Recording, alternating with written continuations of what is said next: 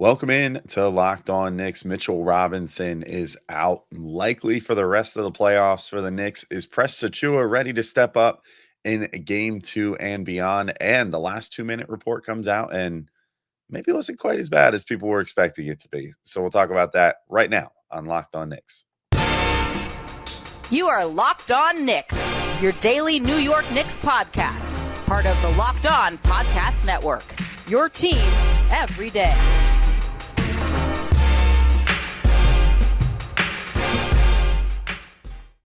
All right, welcome in to Locked On Knicks. Today's episode is brought to you by FanDuel. Make every moment more. Right now, new customers get $150 in bonus bets with any winning $5 bet. That's $150 with any winning $5 bet. Visit FanDuel.com/locked on to get started. And I want to thank you guys for making Locked On Knicks first listen today and every day, whether you're checking us out on your favorite podcast platform or taking in the sights and sounds on YouTube. We appreciate you making us part of your daily routine. Make sure you hit that auto download function on your favorite podcast app or the notification bell on YouTube so you never miss an episode. And I'm Alex Wolf. I'm editor-in-chief of Knicks site, The Strickland, which you can find at thestrick.land. And Mitchell Robinson, unfortunately, is out for the season, most likely. New York Knicks PR notes that Mitchell Robinson sustained a stress injury to his left ankle and will be reevaluated in 6 to 8 weeks. We got a little maybe further clarification here from Ian Begley of SNY, who made sure to say Mitch won't need surgery and will be rehabbing. He had tests done late yesterday afternoon. And then Mitch himself had some choice words. It was pretty funny. Well, sad, but he found a way to make it funny just because he's one of the most funny humans on the planet when he wants to be. Mitch said, "This is so effed up." Not the effed part. I'm not allowed to curse on here. He said, "This is so effed up, dog. Like, I don't even know what to say right now." And then said, "This is the funny part. This is not over. I will seek revenge," in all caps. So yeah, just for the pure hilarity alone, I miss Mitch already. I mean, there was after the initial game against Embiid, where Embiid tried and now we know succeeded in hurting Mitch and ultimately ending his season. So, just another your daily reminder that Joel Embiid will go unpunished for intentionally ending another player's season. But Mitch was posting like Bible verses saying he wouldn't seek revenge, and now is openly saying that he's going to seek revenge. So it's just from that perspective, pretty hilarious. But I don't know, this injury, man, it's something about Mitch. This one just hurts on a personal and a basketball level. Like, I think Scott Perry mentioned this in a podcast interview earlier this year that he did.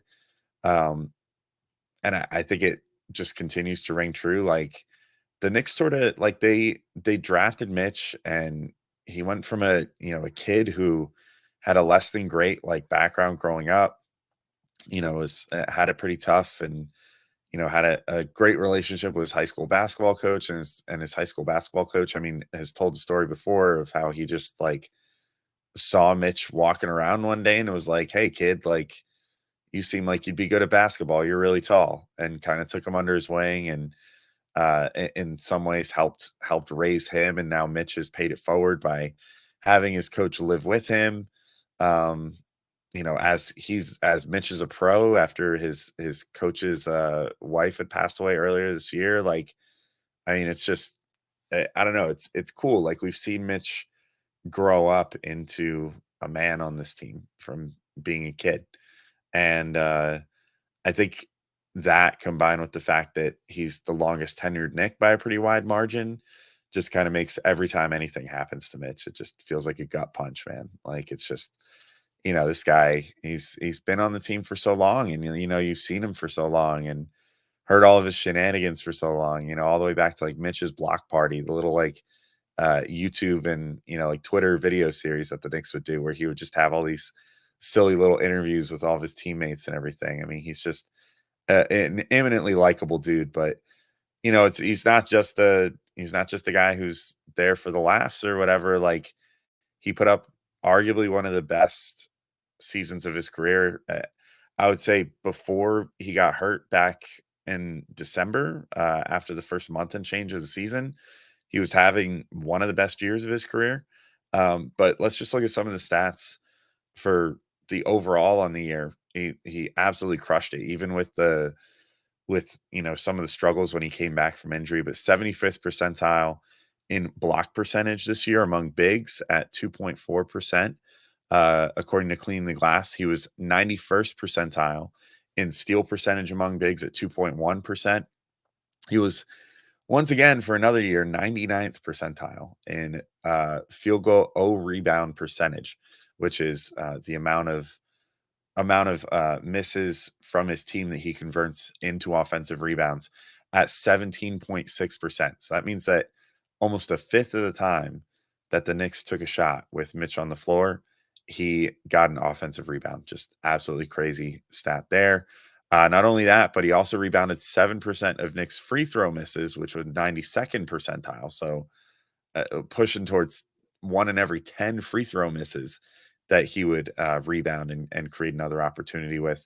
And then maybe most impressively, he was 85th percentile in foul percentage among bigs at 2.7%. And you want to talk about stuff that is growth moments for Mitch and things that you can latch onto and say, this is something that this guy has gotten demonstrably better at throughout the course of his NBA career. Compare that to his rookie year, where he put up a foul percentage of 6.8% as a rookie. So, I mean, he got over twice as good at not at not committing fouls as the big, and didn't let it really affect him on the blocks and steals, the stocks department either. Had 2.8 stocks per game this year before his injury in December. So not only was he putting up huge counting stat defensive numbers, but he wasn't fouling while he was doing it, which was always the issue in the early stages of his career. And then, of course, he managed to give Joel Embiid hell in the first round, even on this injury that Embiid himself caused to Mitch. Mitch came in and still played some key defense on him late in this series. Really gave him trouble in Game 5, despite the Knicks ultimately not winning that game. So it was just a great year for Mitch. Say whatever you will about the free throw shooting or his relative injury proneness. I still will contend till the day I die that most years he was not all that injury prone in the traditional sense. He kind of had freak injuries that kept him out, and it's really unfortunate that that's happened throughout his career. But yeah, I mean, 6 to 8 weeks, he'll apparently get reevaluated.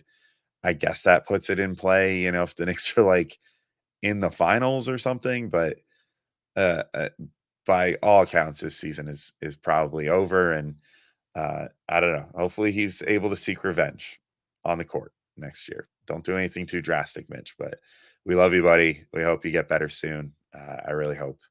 I really hope he comes back next year and is able to string together a full season and do it in a Knick uniform, because I think he deserves that. He's been here for this whole process, and I think the Knicks.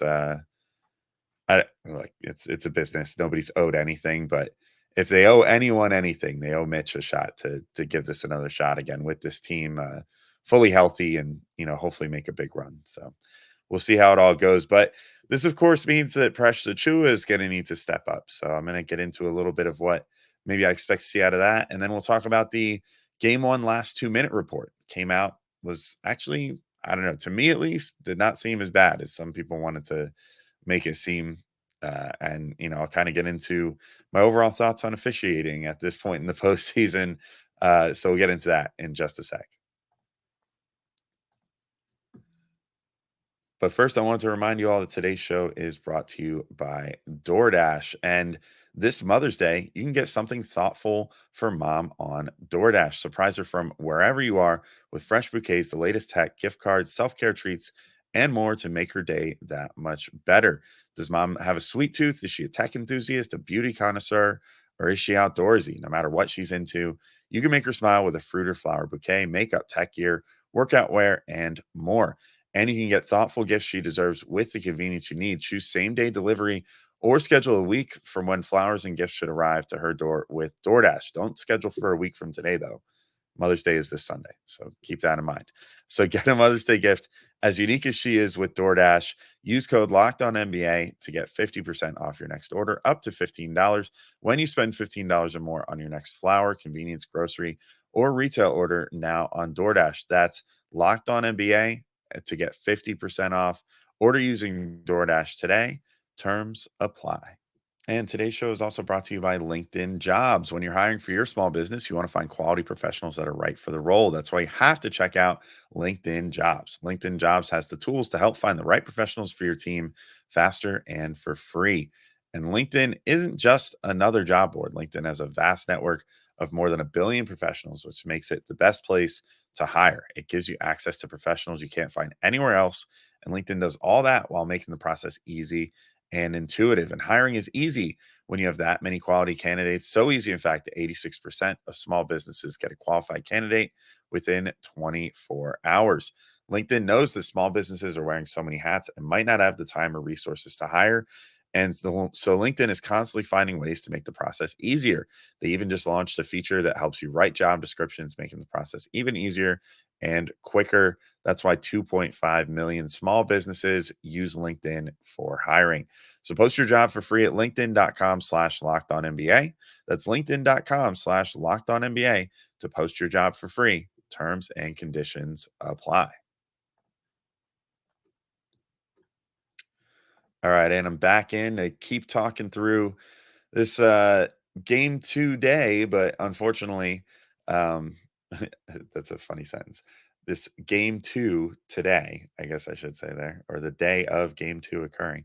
But either way, uh the big storyline, I think, going into this game, the starters are still intact, but obviously now Precious Achiuwa is going to need to step up and, be the next man up in this series, in these playoffs for the Knicks, who, have had to deal with this plenty throughout the season. And Precious, had a big part to play in that throughout the year as well. I mean, he was consistently when Randall went down, when Mitch was still down, when um, other players were missing time, like he stepped in, he played the 4 for a bit, he played the 5. He can kind of do a little bit of everything. He's been out of the playoff rotation, and I don't know. I think there's a case to be made that he should have even been getting some minutes regardless, even with Mitch healthy. Like he did a really good job in the game that Mitch had to miss against the Sixers, and sort of swung the game in a way, in that one, like with his floating defense that he was able to play. I think that could be really useful against this Pacers team because the Knicks are going to need as fresh of legs as they can get against these guys. We saw in game one, they're going to want to run down the floor. They're going to want to set up on their offense fast. They're going to want to try to, blitz you like that. I think Precious Achiuwa can give you something good there. And obviously, he played a pretty big role in what Gavin and I wound up calling one of the best games of the Knicks season. One of the 109 to 105 win over the Pacers on February 1st. It was the born to play basketball game for Jalen Brunson. And Precious Achiuwa, I mean, it was one of the best games of the season for him as well. 12 points, 16 rebounds, 4 steals, 2 blocks in that game. I think we saw there, like, this Pacers team is not so big that Precious Achiuwa can't make an impact. And in fact, this Pacers team, weirdly, despite being a team that runs a lot, they play a very traditional rotation as far as, 2 centers, 2 power forwards. Like, I think that there's a chance if you want to use this as an opportunity to get Josh Hart a few minutes of rest, which unfortunately you still have to kind of balance Isaiah Hartenstein a bit there too, because he's now going to be like the only, unless you want to dust off Jericho Sims, he's the only other like true center other than Precious Achiuwa that you can throw out there. But if you can create some minutes where those two can play together, and maybe you give Josh Hart a couple minutes rest so he doesn't have to play 48 straight minutes again, I think that would be pretty beneficial. But we saw Precious get a little backup 4-time last game. It was a little under 5 minutes. It didn't really stand out, honestly, one way or the other. But obviously, earlier in the season when he played with Hartenstein and, was kind of forced to by the situation with the injuries and everything, it worked out pretty good. And he managed to put together some pretty good minutes as the starting 4 during that time. So maybe you can find a little bit of time for him that way and hopefully try to get him, in more of a rhythm than the little less than 5 minutes he was able to do in game one was able to give him. Like, I think we've seen that Precious is kind of a rhythm player this year. He definitely loves to, when he's in there and he has committed minutes, he's definitely better than when he doesn't. So I'd like to see a couple minutes of him out there at the 4 when Obi Toppin's out there. If the Knicks can swing it, I think it'd be smart to try to shadow Pascal Siakam with OG Anunoby for sure. So I think that in those minutes you want to have Precious out there at the 5 if you're not going to have Hartenstein out there. But when you got Obi Toppin out there, I think it's a pretty solid bet to try to throw Precious out there and give maybe Josh Hart a couple minutes off. Especially because like this week is really tight, like schedule wise for playoffs. I feel like this is more tight than we usually see. They have games every 2 days this week, which normally when you switch cities, you get an extra day. Sometimes you'll get that like third rest day. So, I was when before the schedule came out, I was kind of expecting it to be game 1 Monday, game 2 Wednesday, game 3 Saturday, but instead it's Monday, Wednesday, Friday. So it's a little tight, and that makes it tough to be playing 48 minutes or 44 minutes or whatever with only one full recovery day in between. So we'll see how it all goes, I guess. But I don't really see the Knicks deviating from the 7-man rotation anytime soon either. I don't think you could trust Burks at this point. And it's clear Tibbs doesn't either. He was terrible during the regular season. He was really bad. There was just basically no redeeming qualities, which is sad because like Burks was good for the Knicks the last time that he was here 2 years ago. And it doesn't seem like that, or 3 years ago now, I guess. It doesn't, I can't see why he, didn't put it together this year and couldn't at least find a functional role. But maybe, Detroit being there and just being able to kind of shoot with no penalties or whatever kind of rotted his brain a little bit. I don't know, but he was playing pretty well for them too, at least scoring the ball. So it's a little bizarre to see him not be as good as he was then. But yeah, I think the Knicks are going to be on a 7-man rotation, including Precious now. And then I think that maybe we'll see them run a little more now, the Knicks. And, with Precious, I think that's possible because he gets up and down the floor pretty well. He can handle the ball a little bit. Like, I love Mitch, but that's not something you were ever going to see out of Mitch. Him potentially just taking the ball and running it full court or whatever. And so that seems like something that we could maybe see from the Knicks. Hopefully Precious is up for the challenge of transition defense as well.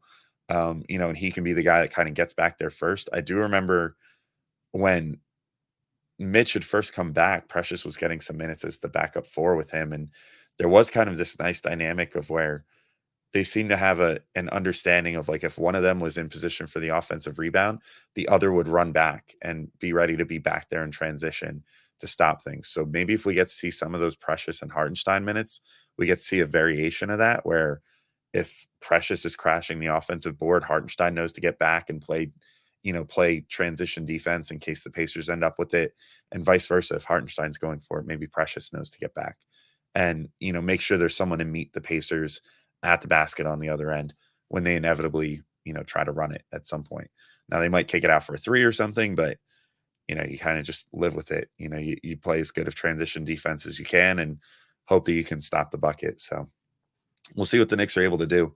Hopefully find some form of rhythm with Precious and make this whole thing work. So we'll see, but that's coming up in the game tonight, obviously. But we're not quite done with game 1 yet because the last 2-minute report came out, and honestly, I didn't think it was all that bad. So I'm going to have a little bit of a comment on officiating and where we go from here with the officiating the rest of the series when we get back in just a sec. First, game off. We got to pause here to talk more about Monopoly Go. I know what you're saying. Flag on the play. You already talked about that, but there's just so much good stuff in this game. In Monopoly Go, you can team up with friends for time tournaments where you work together to build up each other's boards. And the more you win together, the more awesome prizes you unlock. And there's so much to get. You can get unique stickers. You can trade with friends to complete albums for big prizes. You can get cool new playing pieces to travel the boards with. You can get hilarious emojis for taunting friends when you smash their buildings or heist their vaults. So, plus Monopoly Go feels new and exciting every day with constantly changing tournaments and challenges. And there's a ton a ton include their own mini games, like digging for treasure or a robot pachinko machine. And there's always new timed events to help you win big, like massive multipliers for everything you win or rent frenzies. There's always something fun to discover in Monopoly Go. So get off the bench and go download it now for free on Google Play or the App Store. Game on. All right, and I'm back in to finish up this episode talking about the last 2 minute report for the first game. A lot was made out of, I would say in particular, that like if so look, if I was a Pacers fan, I would probably be the most angry about the non-kicked ball, which let's say first off, the last 2 minute report says Aaron Neesmith obviously hit the ball with his hand, not his foot. Well, I say obviously. From the angle that the ref had, it definitely looked like it was his leg that kicked it. Like, I can understand where that comes from. However, maybe something that the league needs to look into this offseason, like, why are they not able to review that? I don't know exactly. So, I feel Pacers fans' frustration there. However, the thing that everybody wanted to make a big deal out of was the Miles Turner screen where DiVincenzo, whether he sold it well or not, it was an illegal screen. It was. And, it went to review and it was still an illegal screen. As it turns out, you cannot set your feet wider than like your shoulder length. And that's just how it goes, and he set his feet super wide, and that's what caught Dante in that situation. Now, whether that wound up making Dante run into his body, whether Dante sold the contact more than it was or whatever, it was still an illegal screen. And it was called in the moment. It was called after review, and it was confirmed in the last 2 minute report. So we've got three separate things now saying, yes, that was an illegal screen. Uh, so I don't know what to tell people other than that. Like, that's kind of just it at this point. Like, it was an illegal screen. If you don't want that to get called, then put your feet a little further in and set the screen a little harder, I guess. Like, but get yourself all the way up to the point of attack rather than, trying to set yourself up for the roll quicker. Uh, you know, that's it. You got to set the screens right. A lot of times they're not going to call that in the NBA, but uh, sometimes they're going to, and maybe it won't be convenient for you, but it's still an illegal play. So I guess that's is what it is. We also had DiVincenzo was ruled to have committed an offensive foul um, on a screen with under a minute left, which was not called, and then a defensive 3 seconds was uncalled on Miles Turner. So kind of two separate things there. I mean, the defensive 3 seconds could have potentially been huge as far as that's an automatic free throw. If I'm not mistaken, that's a free throw technical. So, I mean, I think, there's cases to be made that there were missed calls that ultimately hurt both teams in this one, or calls that were, uh, you know, made as in the kickball that kind of screwed things up a bit. So it is what it is. Like, I think Knicks fans know better than anyone that like Zach Zarba stinks. His I opened the show talking about Mitchell Robinson and his injury, and he was only injured because Zarba was the guy who was refereeing the game where the Knicks ultimately did not, or where the Sixers ultimately did not have Joel Embiid thrown out for intentionally trying to injure players on the court. So Knicks fans know better than anybody that Zarba is not the best officiator in the entire league, and in fact, for my money, probably the worst one. So, it showed its head in this game, but ultimately, like, bad calls happen. I don't know. It's ultimately part of the game. Like, we saw it from the Knicks' perspective last series. Like, there was that game against the Sixers with Embiid kung fu fighting, as Clyde might say. We saw that Maxey on the 4 point play that he got against Mitchell Robinson ultimately traveled. Like, these things happen, and you kind of just have to hope that your team is good enough and that you'll overcome and still find a way to win the series. So we'll see, I guess, if the Pacers have that in them, and if they are legitimately the better team. I think that the cream rises to the top here, but it's also not like the Knicks didn't make some big shots and some clutch plays down the stretch of this game. Like, they didn't find a way to stop the Pacers, who were rolling at a certain point. I think I I get on officiating, particularly like uh the game where Embiid was trying to hurt players. If refs are not doing their best to protect players and stuff like that, I get much more angry than, if it's a missed call, especially, or like a made call, but if it's in line with how the game was being officiated up to that point, I don't know. I mean, the NBA, you kind of just have to bank on human error and bank that these guys are going to screw up at some point or another. And as long as they're consistent with what they're calling and who they're calling it on, I don't really I don't really have too huge of an issue. And I thought that this Pacers game was like pretty evenly officiated. Like the free throw discrepancy was not huge. Um, Overall, like I thought that they called a somewhat tight game. At least it seemed that way. Granted, I went back and I looked at the numbers from the Sixers series and how many free throws were being attempted in that series versus how many were in this first game, and it actually was a little lower in this game. So maybe I was just kind of imagining things, but it seemed like they were less likely to let either team get away with overly physical play, which, if anything, maybe benefits the Pacers in some ways. Um, so we'll see, I guess, how that goes throughout the rest of the series, and how they call it. But I guess my overall message for like Pacers fans or Knicks fans in general, like I don't know, I think the officiating has started to sort of take center stage at this point, and I think that we're kind of just reaching a point where you have to go into every game assuming like there's a decent chance that your team's going to get screwed over by a call at some point, and you just have to hope that they have the mental fortitude to pick it back up. So I guess we'll see how that all goes, but I'm also interested to see how like a Goebel or Foster called game goes in this series by comparison to how the Zarba game went. Because unfortunately, you also have to kind of plan your whole game plan around what referee, what crew chief you get in any given game, which is why the Knicks have now taken to literally posting, the ref statistics in their pregame packets to media and stuff. But I guess lastly, I'm also seeing a lot of reports and a lot of kind of hand wringing about how Tyrese Halliburton is still banged up from a hamstring injury that he sustained back in January. Which, I mean, if that's the case, like maybe he just shouldn't be playing. I don't know. I think all NBA players are dealing with something by this point in the year. Like, let's not forget that Jalen Brunson himself had what looked like a season-ending injury in the moment.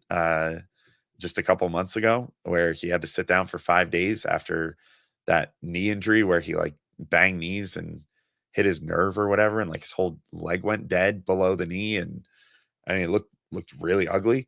So I mean he managed to come back from that and put together one of the most dominant scoring stretches we've seen to end the regular season and now in the postseason. And there doesn't seem to be any lingering issues there. Like guys guys should play banged up. Like it's the postseason. Nobody's healthy at this point.